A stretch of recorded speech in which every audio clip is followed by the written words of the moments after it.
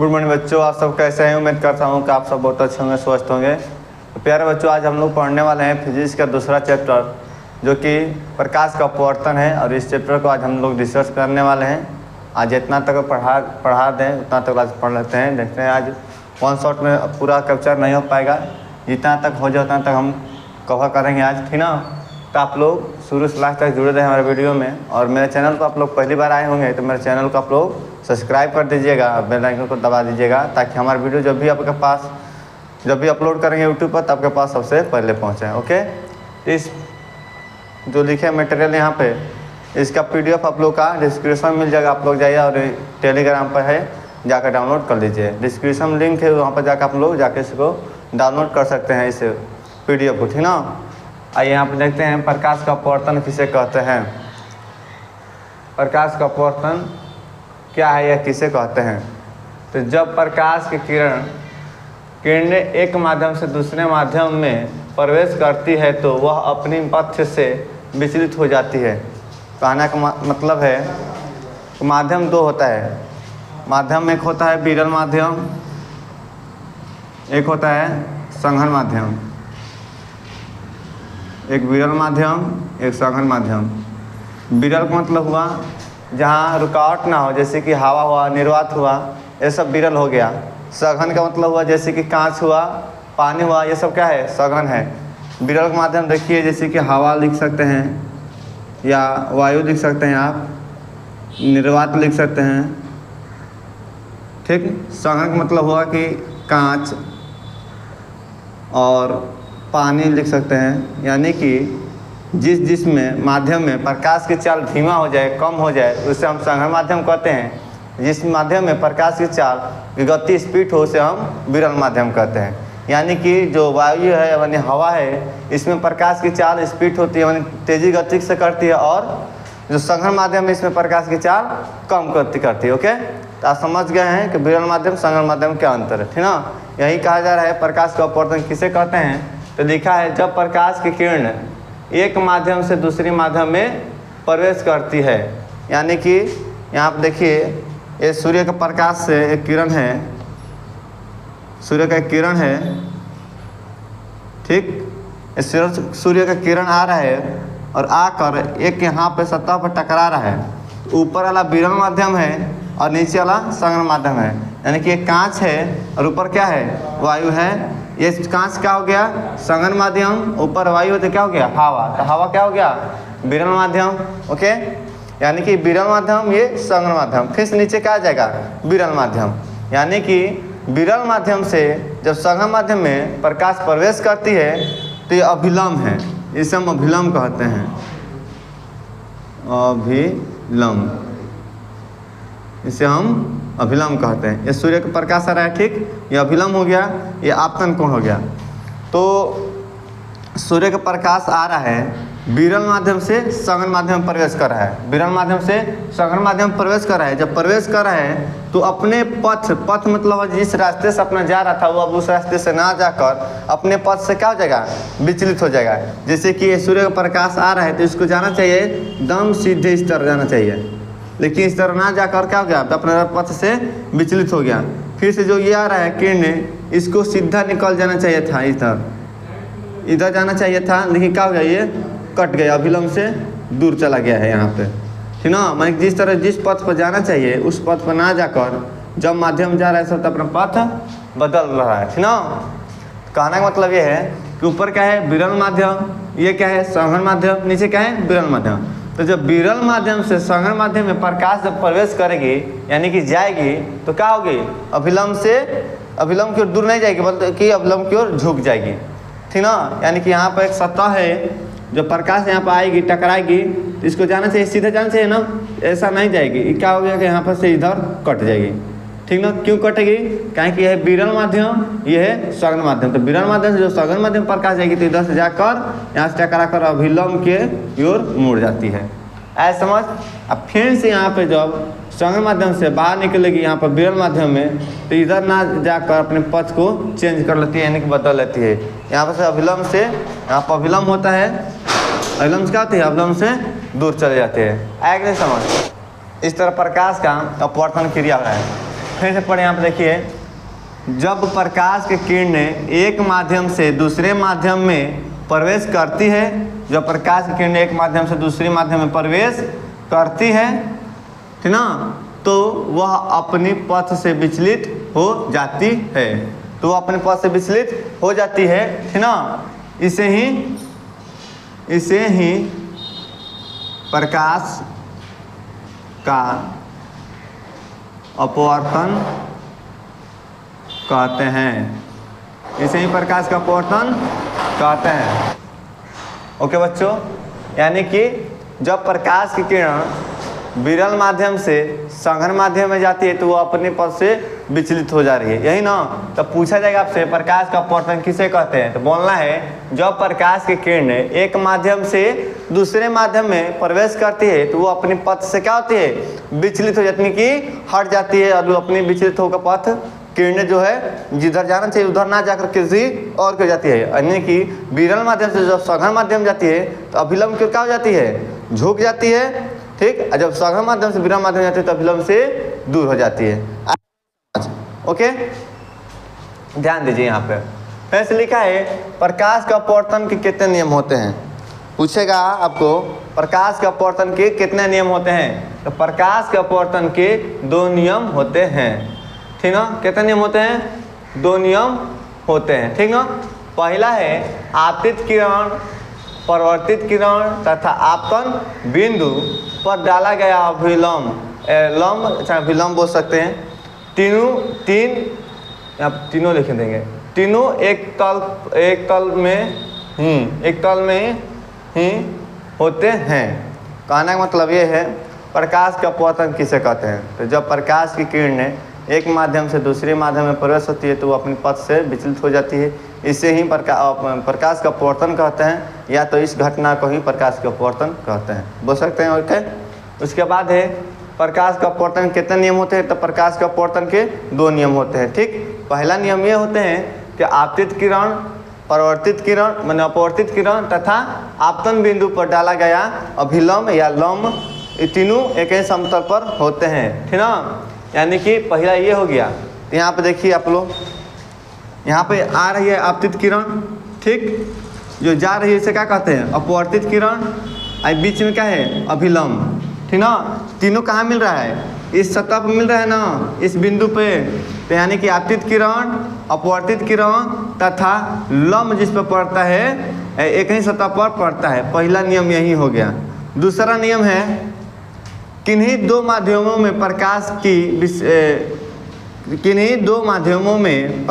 की किसी विशेष रंग के लिए आपतन कोण, ये आपतन कोण की जाया और अपवर्तन कोण, यानी कि अपवर्तन कोण यहाँ पर बनता है, इससे यहाँ पर है ना अपवर्तन कोण यहाँ पर लिखना चाहिए, लेकिन हम यहाँ पर नहीं लिखे, जगह नहीं मिला तो यहाँ पर लिखें, ठीक। यानी कि आपतन कोण ये है, अपवर्तन कोण ये है, ठीक ना। तो याद है किरण आपतित किरण ये हो गया अभिलंब, ये क्या हो गया अपवर्तित किरण, अब बीच में क्या बना है, तो आपतन कोण, यहाँ पर अपवर्तन कोण, ठीक। तो यही बोल रहा है कि आपतन कोण की जाया और अपवर्तन कोण की जाया के अनुपात एक नियतांक होता है, जिसे स्नेल के नियम भी कहते हैं।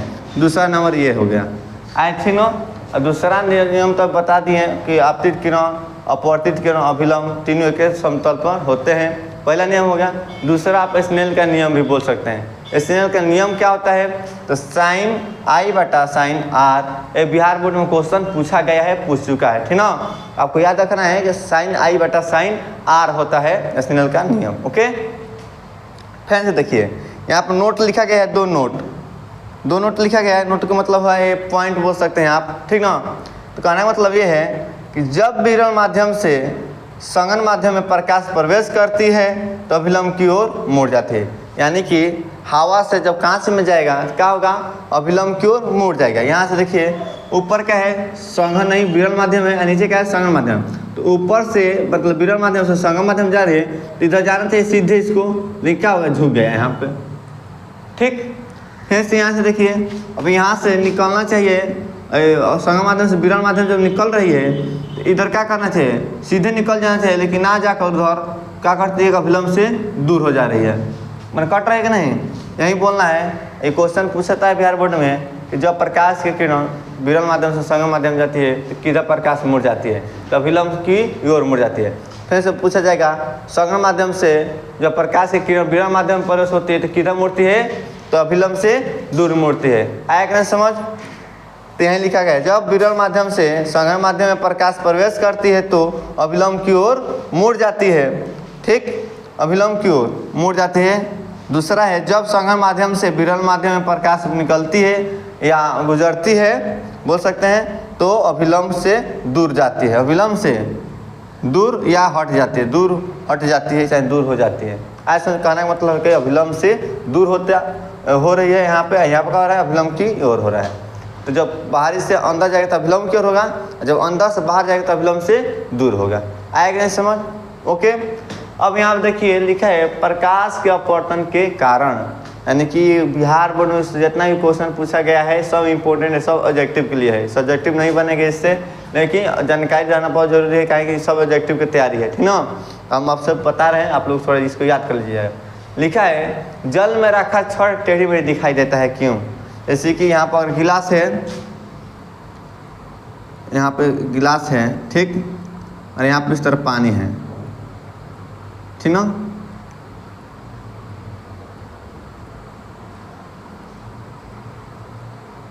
हो गया पानी, यहाँ पे हम छड़ डालते हैं, इस तरह पेंसिल डाल दिए चाहे छड़, ठीक ना। इसको जाना चाहिए नहीं, इधर ना जाके इधर दिखाता है, ये इधर ना जाकर इस तरह टेढ़ दिखाता है, एक नहीं, इसको जाना चाहिए था इधर जाना चाहिए था ना। कहने का मतलब ये जो पेंसिल आ रही है इधर, इसको चाहिए इधर सीधे जाना चाहिए, लेकिन इधर नहीं दिखता है, दिखता किस तरह है, इस तरह दिखता है, टूटा हुआ दिखाई देता है, इस तरह, ठीक ना। इस तरह कर इस तरह दिखाई देता है। ये भी क्या सा कारण है, तो यहाँ पे प्रकाश के अपवर्तन के कारण है, ठीक ना। जल में रखा हुआ छड़ या रखा हुआ पेंसिल टेढ़ी मेढ़ी दिखाई देती है, क्यों, तो प्रकाश के अपवर्तन के कारण, ओके, प्रकाश के अपवर्तन के कारण। फिर से बता रहे हैं जल में रखा सिक्का उभरा हुआ दिखाई देता है, क्या है, मतलब उभरा हुआ बोलिए चाहे उठा हुआ बोलिए, ठीक ना। यानी कि अगर बाल्टी में अगर सिक्का रख दीजिएगा, फेंक दीजिएगा तो लगेगा नीचे नहीं है, कहाँ है, ऊपर है, तो उभरा हुआ उसको कहते हैं, चाहे उठा हुआ तो कहते हैं, ठीक ना। यानी कि बाल्टी में जब पानी में जो रहेगा, बाल्टी में पानी, उसमें अगर सिक्का डाल देते हैं तो उठा हुआ प्रतीत होता है, तो किसका कारण है, तो प्रकाश के अपवर्तन के कारण ही होता है, मतलब उस तरह का होता है, ओके। फिर से लिखा है जल की गहराई कम मालूम पड़ना, यानी कि अगर आप जाते हैं इनार तर या कहीं पोखरा तर, यानी कि मतलब तालाब वालाब होता है ना, तो आप लोग वहाँ पर जाइएगा जब साफ पानी हो, गंदा ना हो, साफ अगर पानी होगा तो आप उसको देखिएगा तो ऐसा प्रतीत होगा कि जैसे कि पानी की गहराई क्या है, बहुत कम है, लेकिन जब उसमें प्रवेश होइएगा जाइएगा तब आपको मालूम पड़ेगा हाँ कितनी गहराई है, ठीक ना। मतलब बाहर देखने में लगता है कि मतलब बहुत कम पानी है, कोई ज़्यादा पानी नहीं है। इस बाल्टी का पानी देखिएगा लगेगा एकदम कम पानी है, लेकिन होता है कहीं ज़्यादा ही होता है।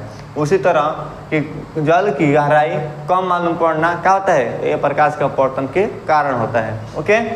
फिर से लिखा है वायुमंडलीय अपवर्तन के कारण तारे टिमटिमाते हुए प्रतीत होता है, चाहे होना मतलब लिख दिया है, मतलब अपवर्तन ही के कारण होता है। तो वायुमंडल में तारे के वायुमंडल अपवर्तन के कारण ही तारे टिमटिमाते हैं।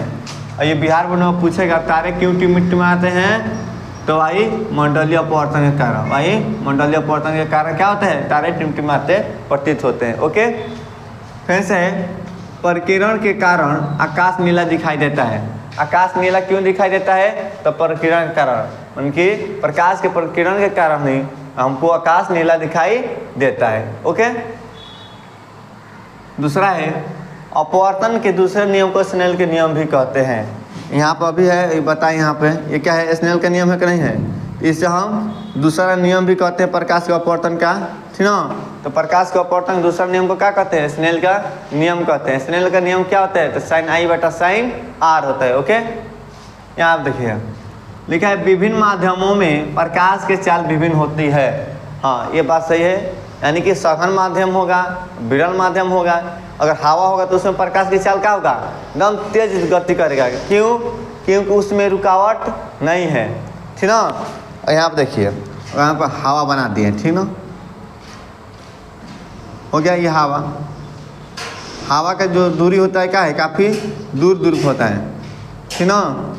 हवा में अगर आप इस तरह हाथ कीजिएगा तो एकदम साफ साफ हो जाएगा कि नहीं। देखिए आप अगर आप पानी में जाकर इस तरह हाथ कीजिएगा तो जल्दी होगा नहीं, होगा जल्दी जल्दी उसमें हाथ से इस तरह नहीं हो पाएगा। क्यों? क्योंकि उसमें घनत्व तो जो क्या है ज़्यादा, मतलब कि घना घना है, उसमें हाथ तक इस तरह होने वाला नहीं है। लेकिन हवा में क्या हो रहा है, पर यानी कि उसमें घनत्व का है कमी है।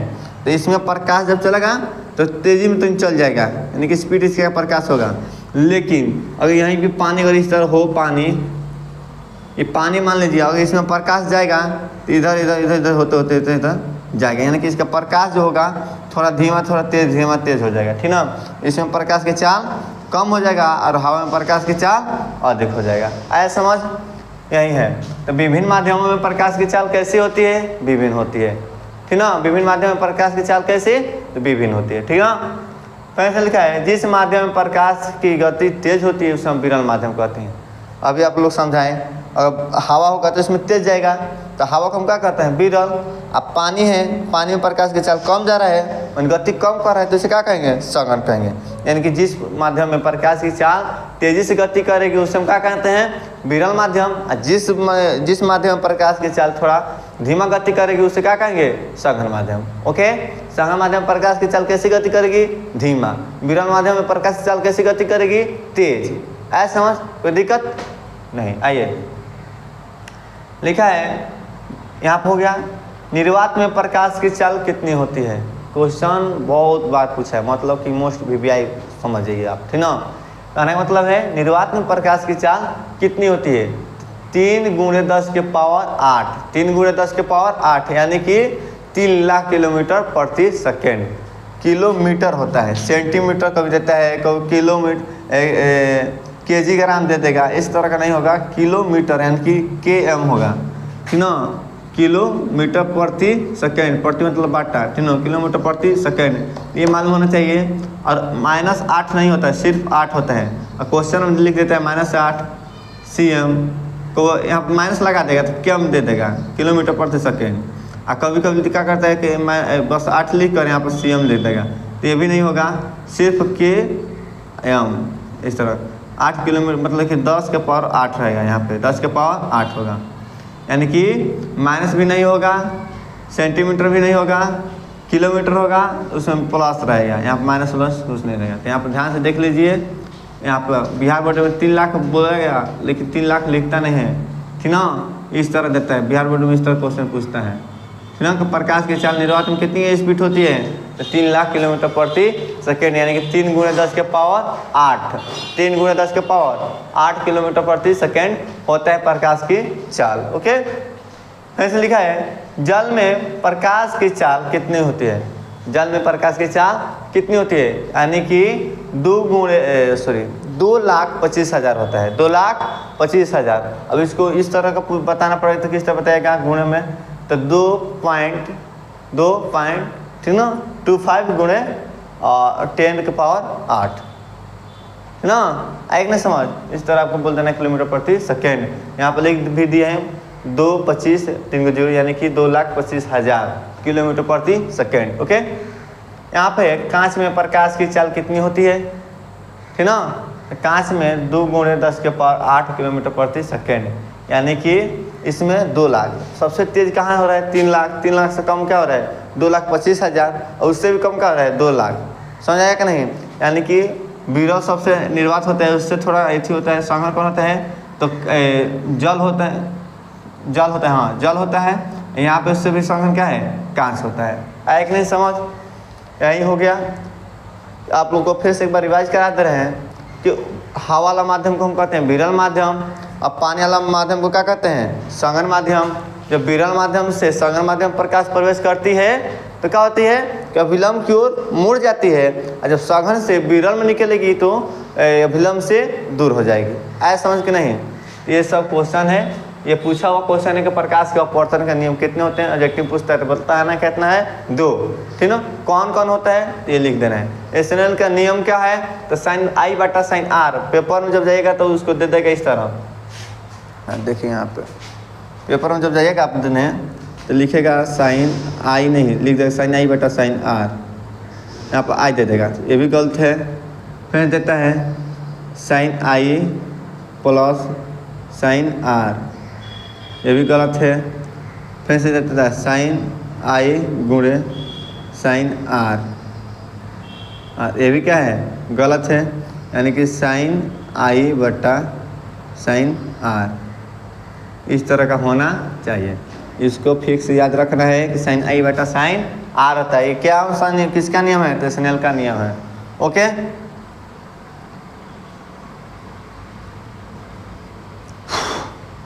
आया कि नहीं समझ। फिर से यहाँ पर लिखा है विरल माध्यम से जब संघ माध्यम प्रकाश प्रवेश करती है तो अभिलंब की ओर मुड़ जाती है। फिर से यहाँ पर लिखा है जब संघ माध्यम से विरल माध्यम में प्रकाश निकलती है तो अभिलंब से दूर हो जाती है।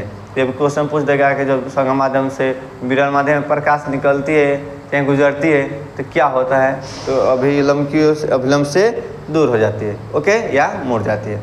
आया कि नहीं समझ। इस तरह का जवाब देना है। ये आप लोग एक बार रिवाइज कर लीजिएगा, इसको लिख लीजिएगा। हम बता दे रहे हैं कि इसका सब PDF कहाँ मिलेगा आपको, इस इंस्टाग्राम पर, सॉरी, आप लोग जाइएगा इसी पे डिस्क्रिप्शन में, वहाँ पर लिखा होगा कि सभी विषयों का नोट्स, क्लास 10 के सभी विषय का नोट्स, ठीक ना। उस पर क्लिक कीजिएगा तो आप लोग का टेलीग्राम ओपन हो जाएगा। उस टेलीग्राम में जाएगा तो उस पर लिख, यहाँ पर सभी का ये है ना, प्रकाश का पर्टन का सबका PDF मिल जाएगा। उसी पर सब PDF जाता है। तो उस चैनल को आप लोग सब्सक्राइब कर दीजिएगा, टेलीग्राम चैनल को, ठीक ना। ठीक है, फिर से आगे टॉपिक लिखते हैं और आगे की वीडियो आप लोग के लिए बनाते हैं, ठीक ना। तो लेट्स गो, हम बैठाएँ। ओके, हाँ तो प्यारे बच्चों देखिए यहाँ पर आप लोग के लिए लिखा गया। अब आप लोग अभी हम बताएं कि जो हवा होता है वो विरल माध्यम होता है, जो कांच या पानी होता है वो क्या होता है, संघन माध्यम होता है, ठीक ना। तो यहाँ पे एक क्वेश्चन आता है, कांच के सिले से प्रकाश का अपवर्तन दर्शाएं चित्र द्वारा, ठीक ना। तो इस तरह का चित्र होता है, ठीक ना। तो कांच के सिले से प्रकाश का अपवर्तन बनाए दर्शाएं सचित्र द्वारा, ठीक ना।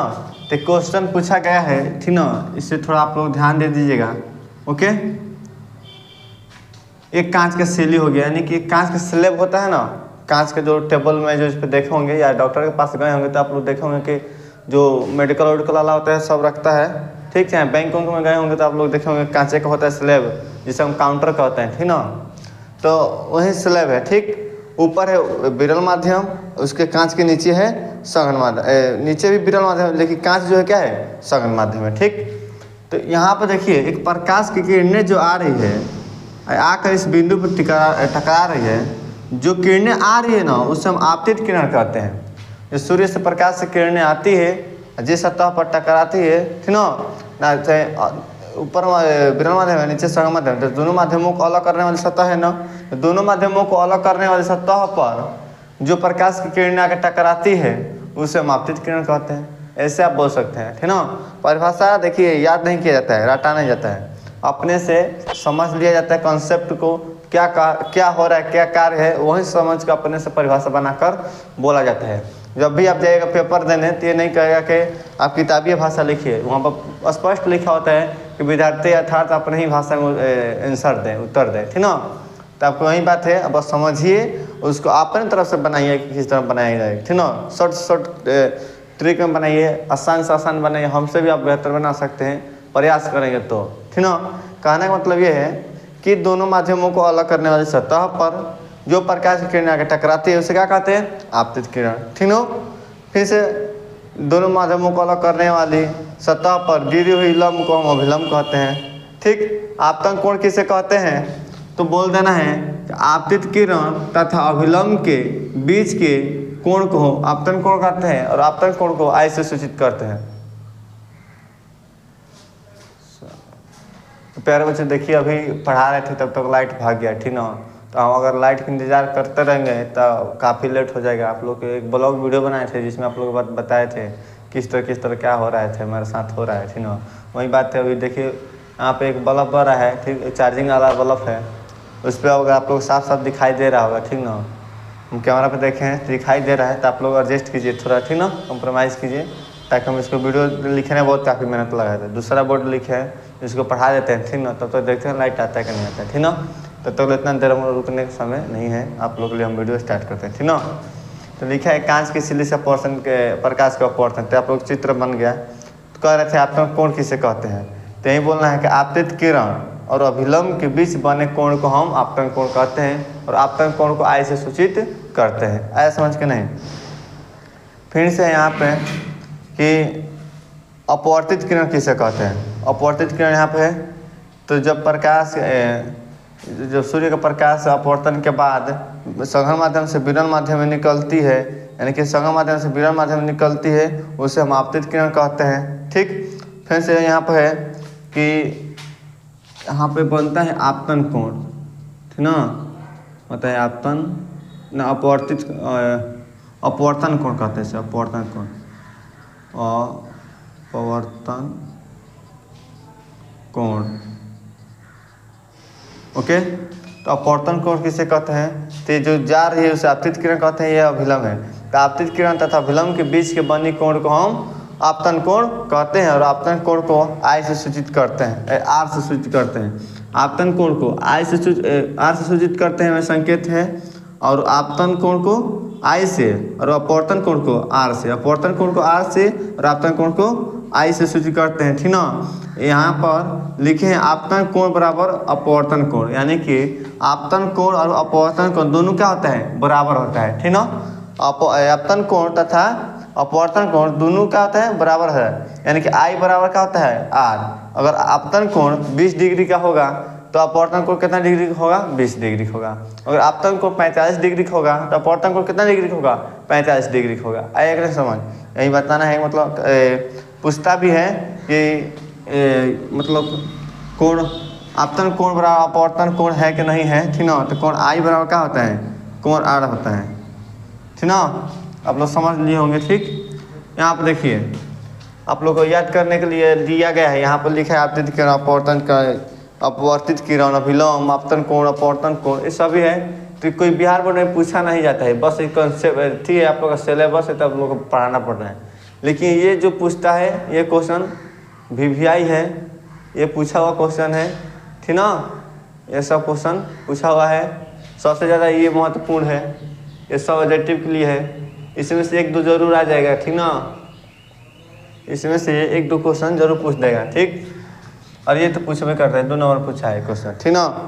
ध्यान दीजिए, लिखा है आपतित किरण किसे कहते हैं, तो दो माध्यमों को अलग करने वाली सतह पर, दो माध्यमों को अलग करने वाली सतह पर, दो माध्यमों को अलग करने वाली सतह पर जो किरण आकर टकराती है, ठीक ना, पड़ने वाली प्रकाश के किरणें को आपतित किरण कहते हैं। वो भी बोल सकते हैं पड़ने वाली प्रकाश के किरणें को हम आपतित किरण कहते हैं।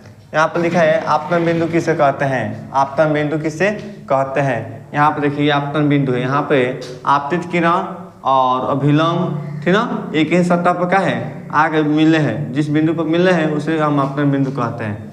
यहाँ पर लिखा है आपतन बिंदु किसे कहते हैं, तो जिस बिंदु पर आपतित किरण तथा अभिलंब हो उस बिंदु को आपतन बिंदु कहते हैं। यानी कि जिस बिंदु पर आपतित किरण और अभिलंब दोनों हो उसे हम क्या कहते हैं, आपतन बिंदु कहते हैं, ओके। यहाँ पर दिया अपवर्तित किरण किसे कहते हैं, आने वाली किरणों को हम आपतित किरण कहते हैं और जाने वाली किरणों को अपवर्तित किरण कहते हैं, ठीक ना। तो कब जाएगी किरणें, मान लीजिए अपवर्तन के बाद में जाएगी, ठीक ना। तो ये आ रही है उसे क्या कहते हैं, आपतित किरण, जो जाएगी उसे अपवर्तित किरण, ओके। ध्यान दीजिए, यहाँ पे आपतित किरण किसे कहते हैं, तो वैसा किरण जो सतह से टकराकर सीधी चली जाती है उसे हम अपवर्तित किरण कहते हैं। तो ऐसा किरण जो सतह से टकराकर सीधी चली जाती है उसे हम अपवर्तित किरण कहते हैं, ओके। अब दिया है यहाँ पर आपतन बिंदु किसे कहते हैं, आपतन बिंदु किसे कहते हैं, तो अभिलंब तथा आपतित किरण तथा अभिलंब के बीच के बने कोण को आपतन कोण कहते हैं। आपतित किरण तथा अभिलंब के बीच बने कोण को आपतन कोण कहते हैं। इसे आई से सूचित करते हैं, ओके। आएगा नहीं समझ। फिर से लिखा है अपवर्तन कोण किसे कहते हैं, अपवर्तन कोण किसे कहते हैं, यहाँ पे अपवर्तन कोण। तो आपतित किरण तथा विलंब के बीच के बने कोण को हम अपवर्तन कोण कहते हैं। अपवर्तित किरण और अभिलंब के बीच बने कोण को अपवर्तन कोण कहते हैं। इसे R से सूचित करते हैं। ओके, कोई दिक्कत नहीं ना। यहाँ पे दिया है नोट में, नोट नहीं है, एक नंबर का क्वेश्चन है, पूछा हुआ है बोर्ड में, ठीक ना। लंबवत पढ़ने वाले, यहाँ पे देखिए लंबवत का मतलब आ गया लाइट। ओके चलिए ठीक है, पंखा चालू कर देखा। लंबवत का मतलब होता है सीधा, लंबवत का मतलब क्या होता है सीधा। यहाँ पे देखिए क्या है, यहाँ पे प्रकाश जो किरणें आ रही है तिरछा है, यहाँ पे कैसी है तिरछा। देखिए ये क्या है एकदम लंबवत। अभिलंब क्या है एकदम लंबा है ना, इसमें कहते हैं लंबवत। जब अगर तिरछा पड़े तो टकरा रही है, ठीक ना। लेकिन अगर सूर्य का प्रकाश एकदम लंबवत पड़े, मतलब लंबा खड़े एकदम पड़े, तो कैसा होगा, तो जब पड़ेगा ना तो सीधे अगर पड़ता है ना तो सीधे निकल जाएगा, वो कटे उटेगा नहीं, ना अभिलंब क्यों मुड़ेगा ना, मतलब दूर जाएगा, ये सब क्रिया नहीं होगा, सीधे जिस तरह टकराएगा उससे निकल जाएगा, ठीक ना। कहने का मतलब यहाँ पे चित्र पे देखिए एक कांच के सिले बन के यहाँ पे, ओके, यहाँ पे सूर्य का प्रकाश पड़ रहा है, सीधे निकल गया। यहाँ ध्यान दीजिए, ठीक ना। इस तरह प्रकाश आया, टकराया यहाँ पे और सीधे इस तरह निकल गया। नहीं मुड़ा किधर भी, यहीं सीधे निकल जाता है। बस जवाब इतने रखना है, सीधे निकल जाता है। तो पूछा है लंबवत पड़ने वाली प्रकाश की किरण अपवर्तन के बाद क्या होता है, तो सीधे निकल जाती है। कि अभिलंब क्यों मुड़ जाती है, कि अभिलंब से दूर जाती है, इनमें से सभी की इनमें से कोई नहीं, तो सीधे निकल जाती है। अभिलंब से पड़ने वाली प्रकाश की किरण अपवर्तन के बाद सीधे निकल जाती है। आया कि नहीं समझ। ओके, आप ध्यान दीजिए, ये क्वेश्चन महत्वपूर्ण है, थोड़ा इसको भी ध्यान देना आवश्यक है, ठीक ना। दिया है बाबू, तो पार्श्विक विस्थापन किसे कहते हैं, पार्श्विक विस्थापन किसे कहते हैं। तो जब कांच के सिली से, जब ये कांच के सिली दिख रहा है ना यहाँ पे, कांच के सिली से प्रकाश के अपवर्तन के बाद, मतलब कि कांच की सिले से प्रकाश के अपवर्तन क्रिया होने के बाद आपतित किरण तथा अपवर्तित किरण बोलिए या निर्गत किरण बोलिए, ये है जो यहाँ पर निर्गत लिखा गया है। तो जो ये प्रकाश अपवर्तन के बाद जो निकल रहा है किरण ना, उससे हम आपतित किरण भी बोल सकते हैं और निर्गत किरण भी बोल सकते हैं, ठीक ना। इससे हम आपतित किरण बोल सकते हैं। यहाँ पर आपतित किरण लिखे ना, आपतित किरण कहिए या निर्गत किरण कहिए, बात क्या है, एक है। यानी कि कांच के सिली से अपवर्तन के बाद आपतित किरण और निर्गत किरण की, आपतित किरण तथा निर्गत किरण के बीच की लंबवत दूरी को हम पार्श्विक विस्थापन कहते हैं। इसे याद कर लेना है, ठीक ना। आपको एक चित्र बना के दिखा दे रहे हैं ताकि आप लोग समझ आ जाए, ठीक ना। देखिए यहाँ पे एक होता है कांच इस तरह का, ठीक ना। यहाँ पर कांच हो गया,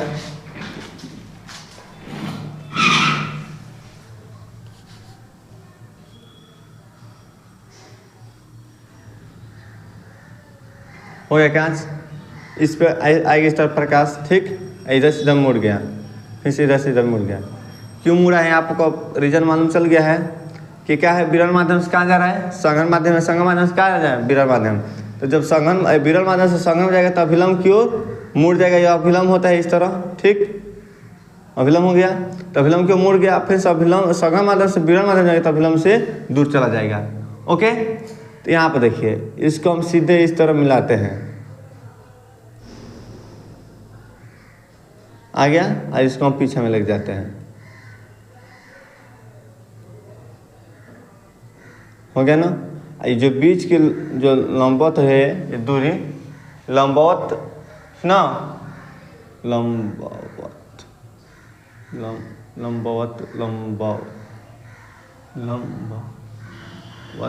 ओके, लंबवत। तो बोला है जब कांच के सिली से प्रकाश का अपवर्तन के बाद आपतित किरण, ये है आपतित किरण, और निर्गत किरण यानी कि निर्गत किरण, निर्गत है, ओके, निर्गत किरण। बाबू देखिए जितना पढ़ना है स्पष्ट पढ़ना है, साफ सुथरा पढ़ना है, एकदम से दिमाग में समझ आ जाए, तेजियाना से नहीं होगा और हाल पढ़ाने से नहीं होगा, एकदम अच्छे से समझ के पढ़ना है और कंसेप्ट को समझना है, ठीक ना। तो ये हो गया निर्गत किरण, इसे कहते हैं आपतित किरण। आपतित किरण, है ना।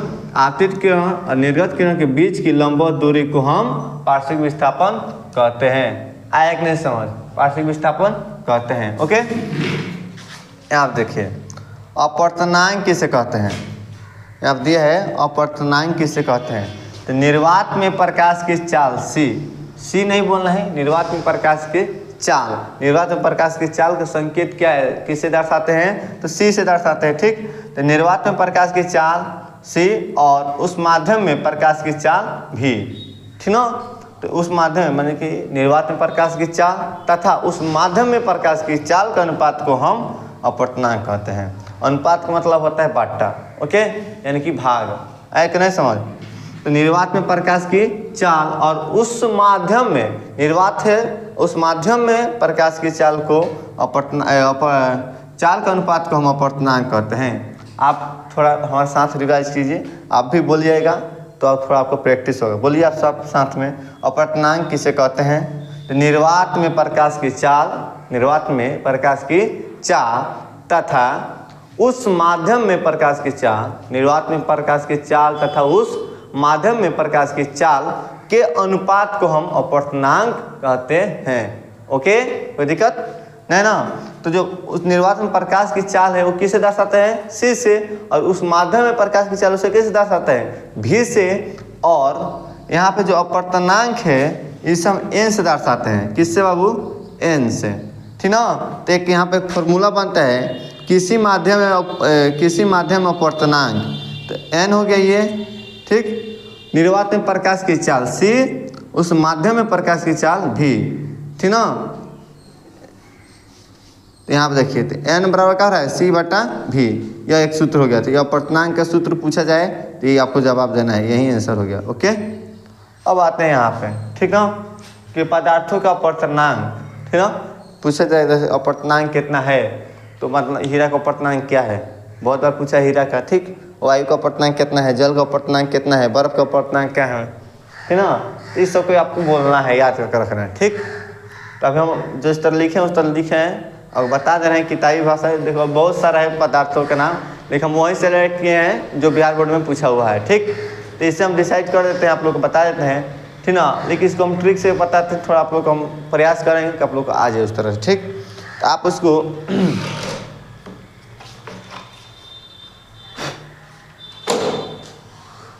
आप इसे बोल सकते हैं, आप वायु का अपवर्तनांक कितना होता है? कितना होता है वायु का अपवर्तनांक? कितना होता है? वायु मतलब होता है हवा। हवा का अपवर्तनांक कितना होता है? तो 1.003, यानी कि 3 शून्य है, उसके बाद क्या है? 3 है, ठीक ना। तो 1.0003, ठीक ना। लगभग इसको हम 1 भी बोलते हैं। वायु का अपवर्तनांक के लगभग आप 1 बोल सकते हैं। कोई पूछे तो बोल दीजिए लगभग 1। अगर कहीं नहीं गलत है तो आप बोल सकते हैं 1.003। ओके, गया लाइट, ठीक, आ भी गया। देखिए यहाँ पर दिया है अपवर्तनांक हो गया वायु का। अब हीरा का है, तो हीरा का है 2.42, ठीक ना। इस तरह बोल सकते हैं 2.42। पानी के कितना है? तो 1.33। कांच के कितना है? तो 1.5, ठीक ना, 15, ठीक ना। फिर टार्फिन है तो 1.47, ठीक। यहाँ पे अल्कोहल कितना था? 1.36। इसको 36 नहीं बोलेंगे, 47 नहीं बोलेंगे। पॉइंट के बाद जितना भी अंक होता है उसको 1 बोलते हैं, बोलेंगे 36, ठीक ना। तो 4, 7 इस तरह बोलेंगे। ओके, बर्फ कितना होता है? तो 1.31। ये हो गया। इसको आपको थोड़ा याद करने का टेक्निक चाहिए, तो आप इस तरह याद कर सकते हैं। वायु मतलब हवा कितना होता है? 1.003। ये तो नॉर्मल आप लोग याद हो जाएगा। फिर से हीरा, तो आपको पूछा जाए मतलब हीरा कहता है, तो हीरा का आप लोग याद कर लीजिए 242 रुपया रेट है। कितना रुपया मतलब दाम कितना हीरा के? 242 रुपया, ठीक ना। इस तरह आप लोग टेक्निक से याद कीजिएगा। 242 रुपया, और सब में लगाने से सबसे पहला अंक छोड़ कर यहीं पर पॉइंट लगा देना है। पहला अंक के बाद पॉइंट लगा देना है, उसके बाद बोल देना है। तो 2.42, ठीक ना। आप इस तरह बोल दीजिए हीरा का अपवर्तनांक कितना होता है? 2.42। हीरा का अपवर्तनांक कितना होता है? 2.42। यानी कि आप इसको ट्रिक के साथ बना सकते हैं कि हीरा कितना दाम है, तो 242 इस तरह बना लीजिए और उसको पॉइंट लगा दीजिए जस्ट एक अंक के बाद। ठीक, उसके बाद दिया है पानी का अपवर्तनांक कितना है, तो आप इस तरह याद कर लीजिएगा। पानी का दाम है 133 रुपये लीटर, कितना रुपया, तो 133 रुपये लीटर, और एक के बाद तुरंत लगा दीजिए पॉइंट, हो गया इस तरह भी याद। पानी कितना रुपये बिका रहा है, तो 133 रुपये लीटर है, ठीक ना। हीरा का दाम कितना है, तो 242 रुपया है, ठीक ना। इस तरह आप बोल सकते हैं। उसके बाद है कि कांच का अपवर्तनांक कितना होता है, तो कांच के बोल दो 1.5 रुपया, यानी कि 1.5, ठीक ना, 1.5 रुपया, ठीक ना। इसलिए मतलब इस तरह बना लीजिए अपने पास है, ठीक ना। कांच का हो गया 1.5। तारपीन एक तेल होता है, ठीक ना, तारपीन तेल, तो तारपीन का रुपया मिल रहा है, तो 147 रुपया लीटर है, ठीक ना। तारपीन कितना मिल रहा है, तो 147 रुपये लीटर, यानी कि 1.47, ठीक ना। हीरा कितना रुपया है, तो 242 रुपया है, 2.42। पानी कितना है, तो 133 रुपये लीटर, 1.33, ठीक ना। फिर से कांच का रुपया चल रहा है, तो 1.5 रुपया, 1.5, ठीक। यहाँ पर तारपीन कितना है, तो 147 रुपये, 1.47। अब यहाँ पर दिया है एल्कोहल का मतलब होता है शराब, ठीक ना। तो अभी के डेट में बंटी बबली नाम चल रहा है, सब देहात में बिका रहा है, उन लोग का 100 रुपये दाम चलता है, सब 80 रुपये बेचता है। आप लोग ध्यान रखिए कि एल्कोहल का दाम 136 रुपया होता है। कितना रुपया होता है, 136 रुपये लीटर, 36 रुपये लीटर बोलिए जितना भी हो, ठीक ना। एल्कोहल का यानी कि 1.36, 136 का मतलब क्या हुआ, जस्ट एक अंक के बाद दशमलव लगाते हैं, उसका पीछे जितना है एक अंक बोल दीजिए, ठीक ना। तो दिया एल्कोहल, तो एल्कोहल का कितना हो गया, 1.36, ठीक। बर्फ का कितना हो जाएगा, बर्फ कितना रुपये के जी है, तो मान लीजिए 1.31, मैंने 131 रुपये, इस तरह बोल दीजिए, एक अंक के बाद लगा दीजिए दशमलव, 1.31 हो गया ना। इस तरह से आप इसको पूरा याद कर सकते हैं, ठीक। अब इसका आगे फिर से लिखते हैं और आप लोगों के लिए फिर से बनाते हैं वीडियो, ठीक ना। हाँ तो बच्चों हो गया है सवाल, ठीक ना। तो यहाँ पे देखिए लिखा है आपेक्षिक अपवर्तनांक किसे कहते हैं। ये कोई वीवीआई नहीं है, पूछता नहीं है, बट आपका सिलेबस है, आपको जानकारी रहना चाहिए, ठीक ना। आपेक्षिक अपवर्तनांक किसे कहते हैं, तो दो माध्यमों के निरपेक्ष अपवर्तनांकों के अनुपात को, यानी कि दो माध्यमों के निरपेक्ष अपवर्तनांकों के अनुपात को नापेक्षिक अनुपात कहते हैं। ओके, अब आते हैं प्रिज्म की तरफ, ठीक ना। प्रिज्म किसे कहते हैं, इस टॉपिक से बहुत सारा क्वेश्चन बनेगा जो बिहार बोर्ड में बहुत बार पूछा। तो आप लोग थोड़ा ध्यान से इसे क्वेश्चन को ध्यान से देखते रहे, ठीक ना। ओके, माइक ठीक हो गया। आइए देखिए यहाँ पे प्रिज्म किसे कहते हैं, ठीक। तो किसी कोण पर झुके दो समतल,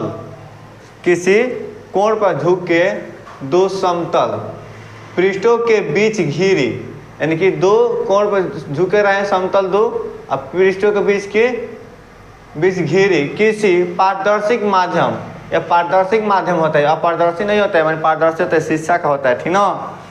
पारदर्शी माध्यम को प्रिज्म कहते हैं। पूछा जाए प्रिज्म किसे कहते हैं, तो सिर्फ इतना ही लिखना है, प्रिज्म किसे कहते हैं। तो किसी कोण पर झुके दो समतल, पृष्ठों के बीच की घिरी किसी पारदर्शी माध्यम को हम प्रिज्म कहते हैं। ओके, उसके बाद बोलना है इन दोनों पृष्ठों के बीच के कोण को हम प्रिज्म कोण या आपतन कोण कहते हैं।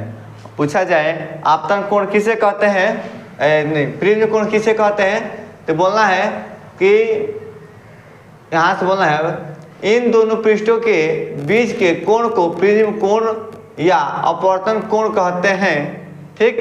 प्रिज्म का अपवर्तन कोण 60 डिग्री का होता है। ये क्वेश्चन बहुत बार पूछा गया है क्वेश्चन ऑब्जेक्टिव में, ठीक ना, कि प्रिज्म का अपवर्तन कोण कितना डिग्री का बनता है, तो 60 डिग्री का बनता है। कितना डिग्री का, 60 डिग्री का याद रखना है। प्रिज्म का अपवर्तन कोण कितना डिग्री का बनता है, तो 60 डिग्री का बनता है। ओके, हाँ वो प्रिज्म का अपवर्तन कोण 60 डिग्री का बनता है। ओके, प्रिज्म में 5 फलक या सतह से घेरा होता है। प्रिज्म 5 सतहों से घेरा होता है। क्वेश्चन बिहार बोर्ड में पूछा हुआ है कि प्रिज्म कितना सतहों से घेरा होता है, तो 5 सतहों से। कितना डिग्री उसका कोण बनता है आपतन कोण का, तो 60 डिग्री, ठीक ना, यही बताना है, ठीक ना। 5 फलकों या सतहों से घेरा होता है जिनसे सूर्य के प्रकाश को 7 रंगों में विभक्त करता है। प्रिज्म कैसा करता है कार्य, तो ये एक प्रकाश को, श्वेत प्रकाश को 7 रंगों में विभक्त कर देता है। ओके, और प्रिज्म का आकार बनाने के लिए कोई कहे तो इस तरह बनाना है। देखिए सीधा एक इस तरह के खांचिए रेखा, ठीक ना, यहाँ पे देखिए एक इस तरह, एक इस तरह, एक इस तरह, हो गया। इसके ऊपर से एक इस तरह बनाइए, हो गया ना। इसके नीचे जस्ट ऐसे ही इससे अंदर करना है, यहाँ पर, हो गया। और इसके अंदर से dot dot dot dot dot dot dot मिला देना है, ठीक ना। एक इधर एक सतह हो गया, एक इधर हो गया 2, एक इधर हो गया 3, एक इधर हो गया 4, ठीक ना। एक नीचे हो गया है, एक जो नीचे इस तरह का बना है ये हो गया 5, एक यहाँ पर, एक यहाँ पर, यानी कि इस साइड है तो एक इधर 2, ठीक, एक नीचे है 3, एक इधर है 4, एक इधर है 5, यानी कि 5 सतहों से घेरा। इस तरह आप प्रिज्म बना सकते हैं, या एक और बन सकता है, इस तरह बना, सिंपल से इस तरह बना दीजिएगा, यानी कि एक इधर वाला 1 2 3, एक आगे वाला है 4, एक पीछे वाला है 5, इस तरह से भी बनता है। ओके, यानी कि प्रिज्म कितना फलक से घेरा होता है, तो 5 फलक से घेरा होता है। प्रिज्म का आपतन कोण या प्रिज्म कोण कितना डिग्री का बनता है, 60 डिग्री का बनता है। ओके, अब यहाँ देखिए प्रकाश का वर्ण विक्षेपण किसे कहते हैं। ये क्वेश्चन बाबू आप लोग सेलेक्ट कर लीजिए, ये पूछा हुआ है बहुत बार क्वेश्चन, ठीक, ये VVI क्वेश्चन है, पूछा हुआ है, ठीक ना। प्रकाश का वर्ण विक्षेपण किसे कहते हैं, तो जब सूर्य के श्वेत प्रकाश किसी प्रिज्म से होकर गुजरती है, कहने का मतलब ये है, यह एक प्रिज्म है, जो अभी यहाँ प्रिज्म बनाए हैं, यही प्रिज्म है। एक ये सतह है, एक ये है 2, एक ये है नीचे वाला 3, एक सामने वाला 4, एक जस्ट उसके पीछे वाला है 5 सतहों से प्रिज्म घेरा हुआ है। इस प्रिज्म से एक सूर्य का प्रकाश आता है, एक श्वेत प्रकाश आता है। सूर्य का प्रकाश है वो 7 रंग होता है एक प्रकाश, और वही 7 रंगों को ना विभक्त 7 रंगों कर देता है प्रिज्म में, ठीक ना।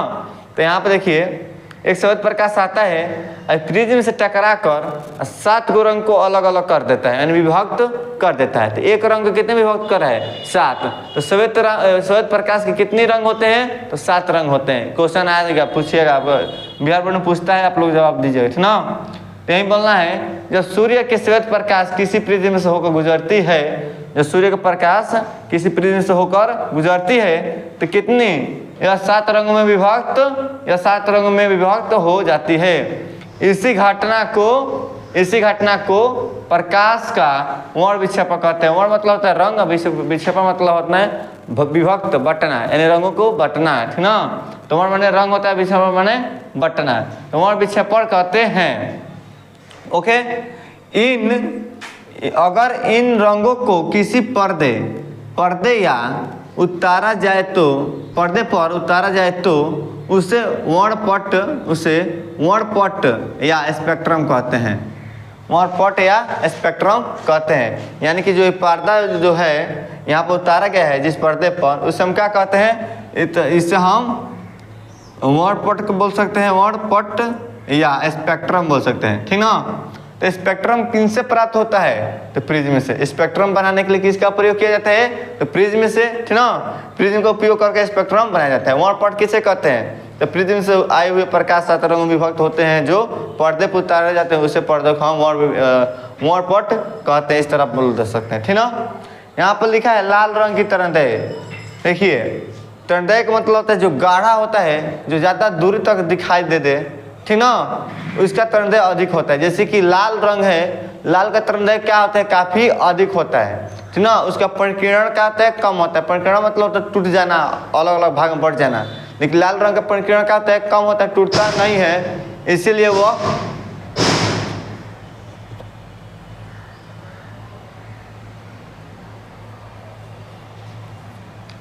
परिकीर्ण नहीं होता है। इसीलिए वह क्या होता है कि बहुत दूर तक, दूर से भी आप उसको देखते हैं कि वंश कौले करिया सर है, हाँ? और क्या करो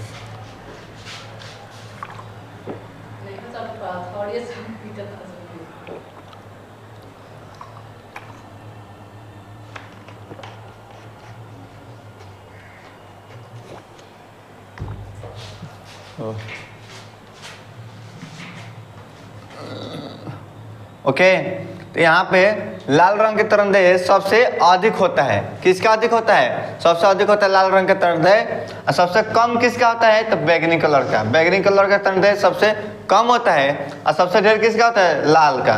एक होता है विचलन। विचलन का मतलब झुकाव, ठीक ना। सबसे ऊपर है लाल, तो इसका झुकाव देखिए झुकबे नहीं किया है, और झुकबो करेगा तो थोड़ा सा झुकेगा। लेकिन सबसे नीचे कौन है? ये है। यहाँ पर नहीं जो झुकाव दिखेगा, यहाँ पर दिखेगा। यहाँ पर देखिए ये तनी से झुका, मतलब सीधा गया है। और यहाँ पर देखिए सबसे नीचे कौन है? सबसे नीचे झुका कौन है? बैगनी है, ठीक ना। और कौन कम झुका है? तो लाल। जो लाल है यहाँ पे देखिए तो सब तो सेम है, बराबर पता नहीं चलेगा, लेकिन यहाँ से देखिएगा तो पता चलेगा कि ये सबसे ऊपर वाला लाल है, इसका विचलन क्या है? बहुत कम है। और बैगनी का विचलन क्या है? अधिक है। तो बैगनी का विचलन कैसा होता है? कितना होता है? तो अधिक होता है। लाल का क्या होता है? कम होता है। तरंगदैर्घ्य किसका अधिक होता है? तो लाल का। किसका कम होता है? तो बैगनी का, ठीक ना। एक और क्वेश्चन पूछा जाता है कि खतरे के निशान के लिए किस रंग का उपयोग किया जाता है? खतरे के निशान के लिए किस रंग का उपयोग किया जाता है? तो आपको जवाब देना है लाल रंग का। किसका? लाल रंग का। ओके, यहाँ पर देखिए लेंस किसे कहते हैं? अभी प्रिज्म की बात खत्म हो गया, यहाँ से लेंस पढ़ना है। लेंस कितने प्रकार के होते हैं, लेंस किसे कहते हैं, कौन कौन लेंस होते हैं, किसका कहाँ उपयोग होता है, यही सब पढ़ना है लेंस के बारे में। ओके, तो यहाँ पर लिखा है लेंस किसे कहते हैं? तो किसी पारदर्शी पदार्थ का वह टुकड़ा जो दो किसी निश्चित ज्यामिति से घिरा हो, उसे हम लेंस कहते हैं। ओके, यानी कि किसी पारदर्शी मतलब ये ना हो अपारदर्शी ना हो, यानी कि शीशा हो, ठीक ना, जिससे प्रकाश आगे चल जाए, ठीक ना। जैसे पारदर्शी होना चाहिए, अपारदर्शी नहीं होना चाहिए। किसी पारदर्शी पदार्थ वह टुकड़ा जो दो मतलब एक से नहीं बनेगा, दो से होना चाहिए। और निश्चित मतलब कि कोई भी आकार का ना हो जाए। इस तरह होगा तो लेंस थोड़ी बनेगा, इस तरह हो गया तो लेंस हो गया, नहीं होगा। एक निश्चित आकार होना चाहिए, जैसे कि इस तरह, ठीक ना। तो एक निश्चित आकार यही लेंस बनेगा। किसी भी तरह का अगर आकार आता है और किसी भी तरह बात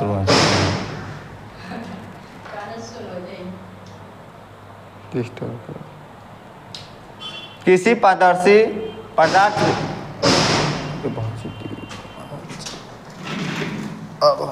ठीक है।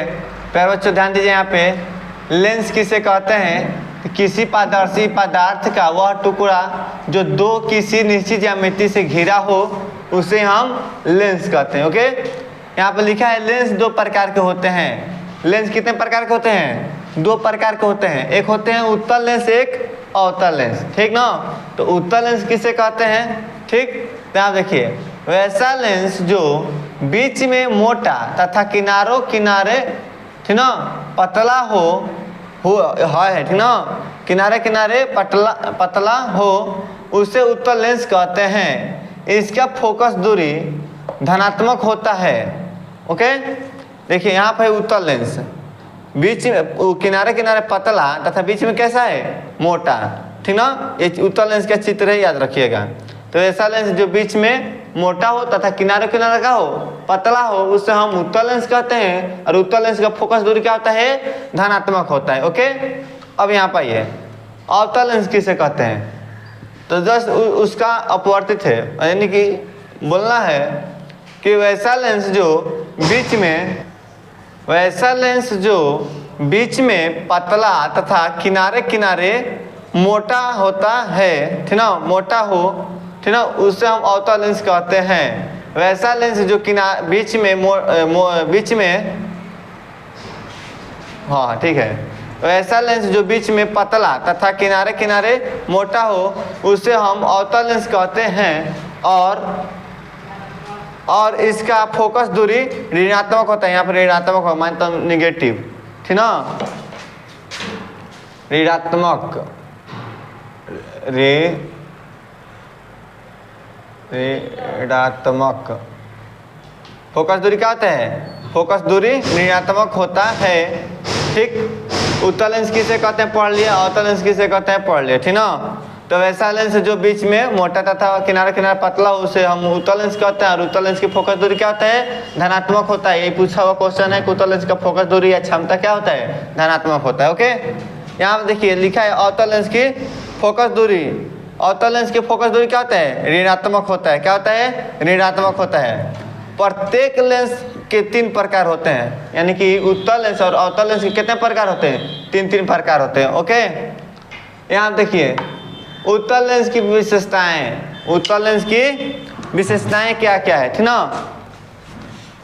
उत्तल लेंस की विशेषताएं, तो इसे अभिसारी लेंस भी कहते हैं। उत्तल लेंस है उसे हम क्या कहते हैं, अभिसारी लेंस भी कहते हैं। इसके विशेषताएं लिखना है, ठीक ना। तो पहला बात है कि इसे हम अभिसारी लेंस कहते हैं, ठीक। इसे यह किनारे किनारे पतला, यह किनारे किनारे पतला तथा बीच में मोटा होता है। यह किनारे किनारे पतला तथा बीच में मोटा होता है। ओके, फिर से बोलना है, यह किरणों को अभिसारित करता है। अभिसारित का मतलब होता है कि एक ठाई बटोरना, यानी कि इकट्ठा करना। और अपसारित का मतलब होता है फैलाना। अभी का मतलब होता है, अभिसारित का मतलब होता है इकट्ठा करना, और अपसारित का मतलब क्या होता है, फैलाना। तो उत्तल लेंस किरणों को क्या करता है, अभिसारित करता है। अभिसारित का मतलब एक बटोरता है प्रकाश को, ठीक ना। फिर से यह है, यह वास्तविक एवं काल्पनिक दोनों प्रतिबिंब बनाता है। मतलब कि उत्तल लेंस कैसा प्रतिबिंब बनता है, तो वास्तविक और काल्पनिक दोनों बनता है, याद रखना है, ठीक ना।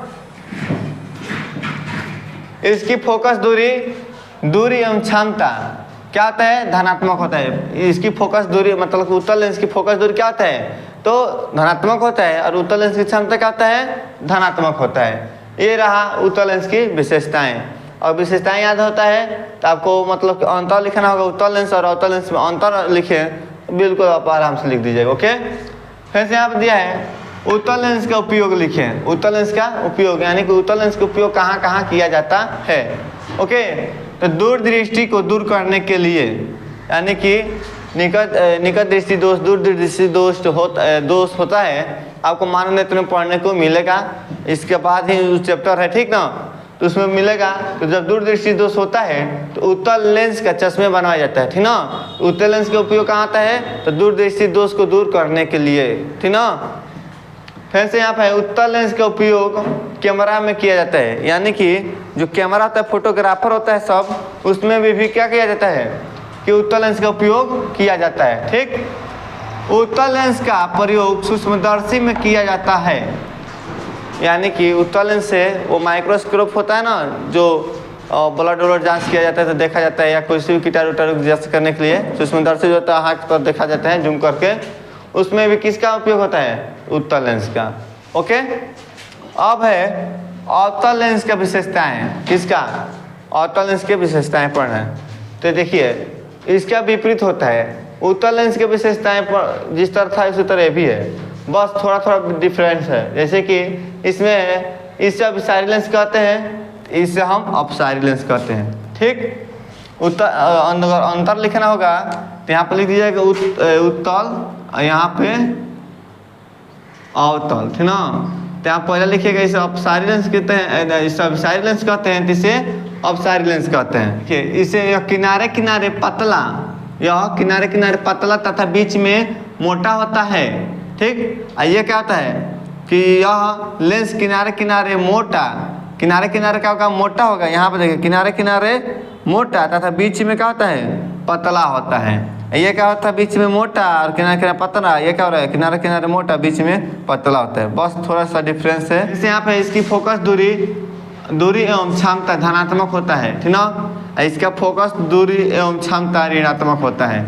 ये रहा मतलब कि इसका विशेषताएं, ठीक। अब पढ़ना है उपयोग वाला। तो उपयोग अभी पता है, इसे दूरदृष्टि दोष करने के लिए उत्तल लेंस का उपयोग कैमरा में किया जाता है, सूक्ष्मदर्शी में किया जाता है। और इसका कहाँ कहाँ किया जाता है, ठीक ना। ये अंतर लिखने का तरीका बता रहे थे आपको, ठीक ना, कि किस तरह लिखा जाता है उत्तल और अवतल में अंतर। यहाँ देखिए लिखा है अवतल लेंस का उपयोग। तो इसका उपयोग एक दूरबीन होता है, ठीक ना। जो आंख तर इस तरफ देख कर दूर के वस्तु को निकट करके देखा जाता है उसे दूरबीन कहते हैं, ठीक ना। तो यहीं पे अवतल लेंस का उपयोग, तो यानी कि इसका प्रयोग दूरबीन जो होता है दूर के वस्तु को नज़दीक देखने के लिए उसमें किया जाता है। इसके बाद है निकट दृष्टि दोष। निकट दृष्टि दोष जब हो जाता है आपको, तो मतलब निकट का वस्तु दिखाई देगा, दूर का वस्तु दिखाई नहीं देगा, तब इसका मतलब दूर का वस्तु को देखने के लिए इसका प्रयोग करते हैं।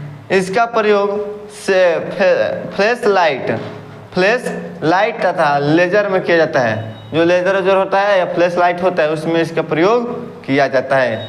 ये रहा इसका उपयोग। ये उपयोग दोनों पूछा हुआ है एकदम से ना, याद रखिए। उत्तल लेंस और अवतल लेंस का उपयोग लिखे दो, ठीक ना। उत्तल और अवतल का उपयोग लिखे, दो नंबर का पूछता है, ज़्यादा नहीं पूछता, बस पूछ रहा है उत्तल लेंस का 2 उपयोग लिखे और अवतल लेंस का 2 उपयोग लिखे। दोनों में से कोई एक पूछ देता है, तो आपको दोनों को याद रखना। हम 3 लिखवाएं, 3 कम से कम याद रखिएगा, तो 2 तो जरूर लिख दीजिएगा, ओके। यहाँ पे अवतल लेंस का प्रयोग हो गया है। उत्तल लेंस को अभिसारी लेंस क्यों कहा जाता है, या फिक्स है बाबू, ये पूछता है, ठीक ना। ये क्वेश्चन पूछा हुआ है। उत्तल लेंस को अभिसारी लेंस क्यों कहा जाता है, तो जब प्रकाश की किरणें उत्तल लेंस से अपवर्तित होती है, यानी कि जब प्रकाश की किरणें उत्तल लेंस से अपवर्तित होती है, तो वह प्रकाश की किरणें अपवर्तन के बाद, ठीक ना, अपवर्तन के बाद एक बिंदु पर मिलती है, यानी कि जब प्रकाश की किरणें उत्तल लेंस से